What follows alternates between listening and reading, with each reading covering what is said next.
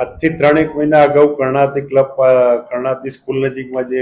સમૂહ લગ્નનું દરેક જ્ઞાતિના સમૂહ લગ્નનું આયોજન કરવામાં આવેલ, તેમાં આયોજક તથા આરોપી ચંદ્રેશભાઈ જગદીશભાઈ છત્રોલા રહે પુનિતનગર રાજકોટ વાળાએ જે દરેક સમૂહ લગ્નમાં જોડાનાર પાસેથી પૈસા ઉઘરાવી તેમજ અન્ય દાતાઓ પાસેથી પૈસા ઉઘરાવી અને BNS કલમ 318(4) તથા 161(2) મુજબ પ્રદ્યુમનનગર પોલીસ સ્ટેશન ખાતે ગુનો દાખલ કરવામાં આવેલ અને જે ગુનાના કામે અગાઉ 4 આરોપી પકડાઈ ગયેલ છે અને જે મુખ્ય આરોપી તો પકડવાનો બાકી હતો, જે LCB ઝોન 2 દ્વારા પકડી અને પ્રનગર પોલીસ સ્ટેશન ખાતે સોંપેલ છે અને હાલમાં તેની તપાસ ચાલુ છે અને નામદાર કોર્ટમાંથી તેના રિમાન્ડ માંગવાની તજવીજ કરવામાં આવશે. રિમાન્ડ તો હવે નામદાર કોર્ટ માંગવામાં આવશે, જે ક્યાં આટલા દિવસ ક્યાં રોકાણો,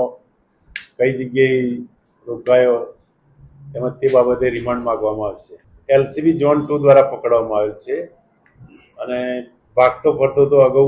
નામદાર સેશન કોર્ટ તેમજ નામદાર હાઈકોર્ટમાં આગોતરા જામીન મૂકેલ, જે નામંજૂર થતા જુદી જગ્યાએ નાસ્તો ફરતો હોય, જેને LCB ઝોન 2 દ્વારા પકડી આપવામાં આવશે. ના, એવું કોઈ નથી હવે.